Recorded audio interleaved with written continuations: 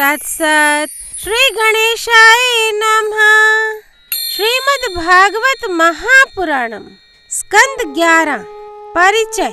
स्कंद 11 में 31 अध्याय हैं। इन अध्यायों में राजा जनक व 9 योगियों के संवादों का वर्णन मिलता है। साथ ही इसी स्कंद में यदुवंश के संहार का विश्लेषण किया गया है।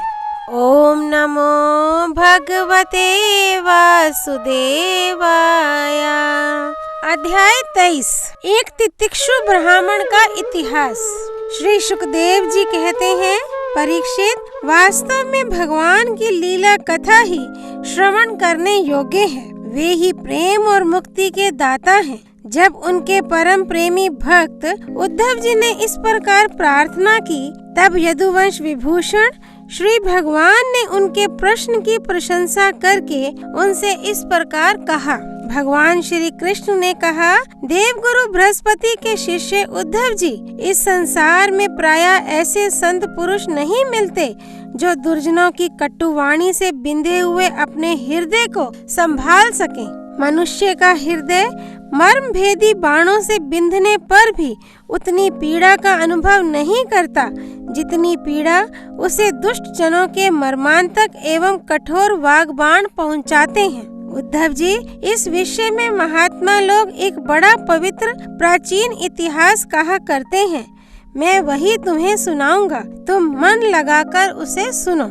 एक भिक्षु को दुष्टों ने बहुत सताया था। उस समय भी उसने अपना धैर्य ना छोड़ा और उसे अपने पूर्व जन्म के कर्मों का फल समझकर कुछ अपने मानसिक उद्गार प्रकट किए थे। उन्हीं का इस इतिहास में वर्णन है। प्राचीन समय की बात है।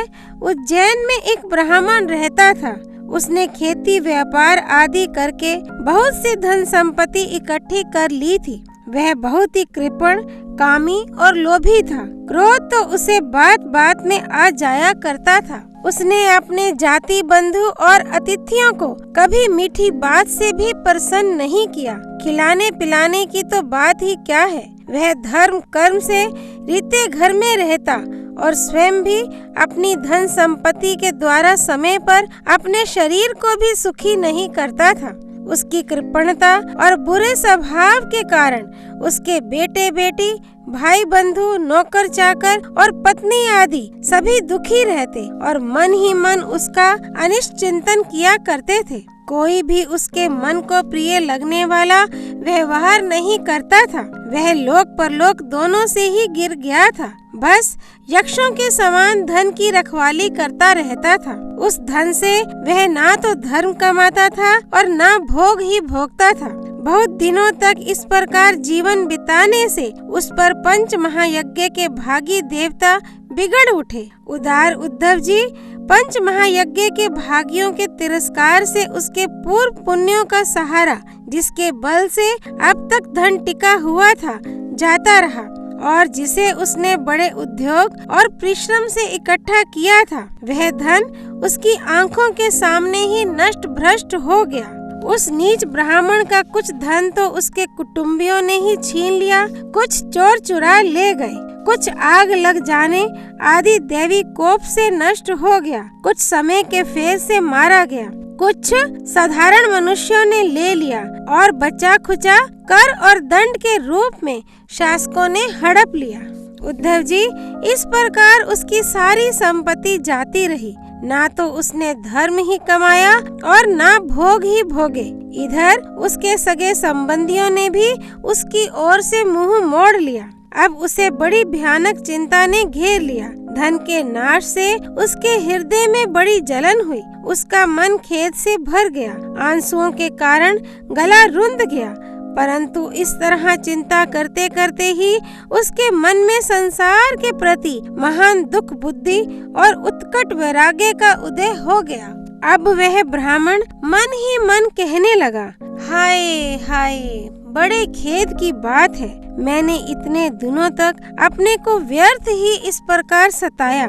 जिस धन के लिए मैंने सर तोड़ परिश्रम किया, वह ना तो धर्म कर्म में लगा और ना मेरे सुख भोग के ही काम आया। प्रायः देखा जाता है कि कृपण पुरुषों को धन से कभी सुख नहीं मिलता। इस लोक में तो वे धन कमाने और रक्षा की चिंता से जलते रहते हैं और मरने पर धर्म ना करने के कारण नरक में जाते हैं। जैसे थोड़ा सा भी कोढ़ सर्वांग सुंदर स्वरूप को बिगाड़ देता है, वैसे ही तनिक सा भी लोभ यशस्वियों के शुद्ध यश और गुणियों के प्रशंसनीय गुणों पर पानी फेर देता है। धन कमाने में, कमा लेने पर उसको बढ़ाने, रखने एवं खर्च करने में तथा उसके नाश और उपभोग में जहाँ देखो वहीं निरंतर परिश्रम, भय, चिंता और भ्रम का ही सामना करना पड़ता है। चोरी, हिंसा, झूठ बोलना, दंभ, काम, क्रोध, गर्व, अहंकार, भेद बुद्धि, वैर, अविश्वास, स्पर्धा, लंपटता, जुआ और शराब, ये 15 अनर्थ मनुष्यों में धन के कारण ही माने गए हैं। इसलिए कल्याणकामी पुरुष को चाहिए कि स्वार्थ एवं परमार्थ के विरोधी अर्थ नामधारी अनर्थ को दूर से ही छोड़ दे। भाई बंधु, स्त्री पुत्र, माता पिता, सगे संबंधी जो स्नेह बंधन से बंधकर बिल्कुल एक हुए रहते हैं, सबके सब कौड़ी के कारण इतने फट जाते हैं कि तुरंत एक दूसरे के शत्रु बन जाते हैं। ये लोग थोड़े से धन के लिए भी क्षुब्ध और क्रुद्ध हो जाते हैं।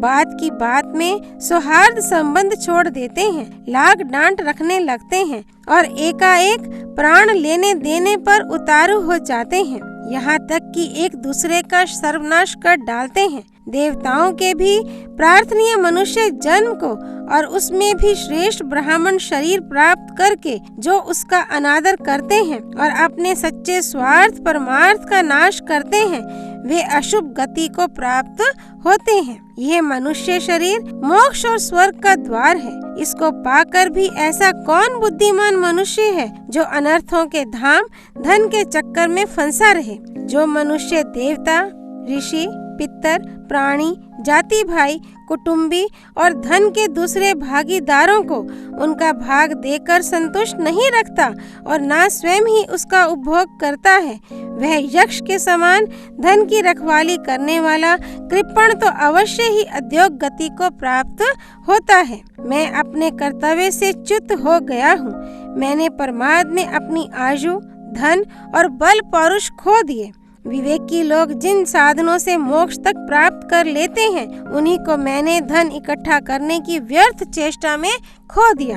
अब बुढ़ापे में मैं कौन सा साधन करूंगा?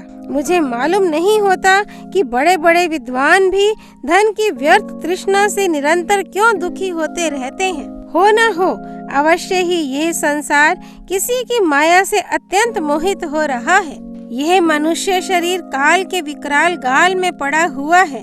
इसको धन से, धन देने वाले देवताओं और लोगों से, भोग वासनाओं और उनको पूर्ण करने वालों से तथा पुनः पुनः जन्म मृत्यु के चक्कर में डालने वाले सकाम कर्मों से लाभ ही क्या है।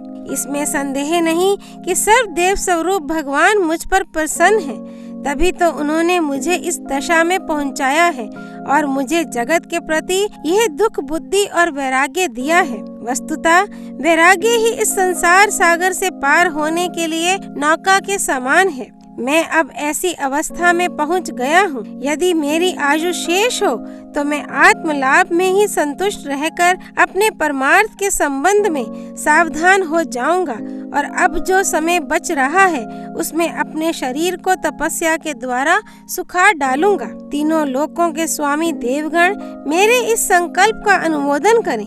अभी निराश होने की कोई बात नहीं है, क्योंकि राजा खटवांग ने तो 2 घड़ी में ही भगवत धाम की प्राप्ति कर ली थी। भगवान श्री कृष्ण कहते हैं, उद्धव जी, उस उज्जैन वासी ब्राह्मण ने मन ही मन इस प्रकार निश्चय करके मैं और मेरे पन की गांठ खोल दी। इसके बाद वह शांत होकर मौनी सन्यासी हो गया। अब उसके चित्त में किसी भी स्थान, वस्तु या व्यक्ति के प्रति आसक्ति न रही। उसने अपने मन, इंद्रिय और प्राणों को वश में कर लिया। वह पृथ्वी पर स्वच्छंद रूप से विचरने लगा। वह भिक्षा के लिए नगर और गांवों में जाता अवश्य था, परंतु इस प्रकार जाता था कि कोई उसे पहचान ना पाता था। उद्धव जी, वह भिक्षुक अवधूत बहुत बूढ़ा हो गया था। दुष्ट उसे देखते ही टूट पड़ते और तरह तरह से उसका तिरस्कार करके उसे तंग करते। कोई उसका दंड छीन लेता तो कोई भिक्षा पात्र ही झटक ले जाता, कोई कमंडलू उठा ले जाता तो कोई आसन, रुद्राक्ष माला और कंधा ही लेकर भाग जाता। कोई तो उसकी लंगोटी और वस्त्र को ही इधर उधर डाल देते। कोई वे वस्तुएं देकर और कोई दिखला दिखला कर फिर छीन लेते।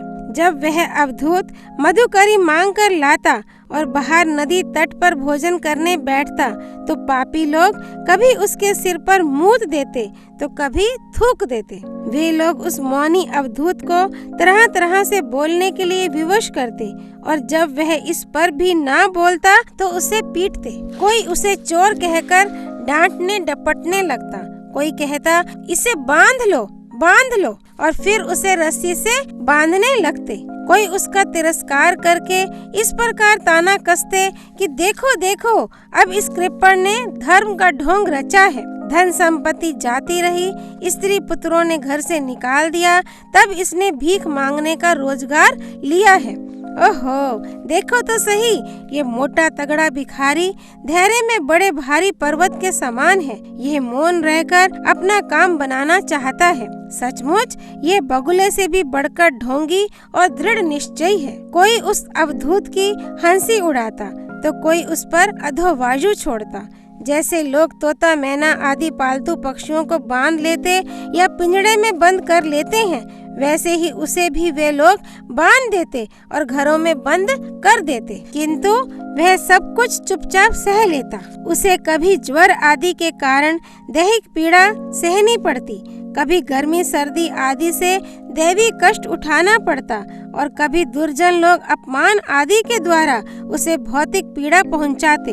परंतु भिक्षु के मन में इससे कोई विकार ना होता। वह समझता कि यह सब मेरे पूर्व जन्म के कर्मों का फल है और इसे मुझे अवश्य भोगना पड़ेगा। यद्यपि नीच मनुष्य तरह तरह के तिरस्कार करके उसे उसके धर्म से गिराने की चेष्टा किया करते, फिर भी वह बड़ी दृढ़ता से अपने धर्म में स्थिर रहता और सात्विक धैर्य का आश्रय लेकर कभी कभी ऐसे उद्गार प्रकट किया करता।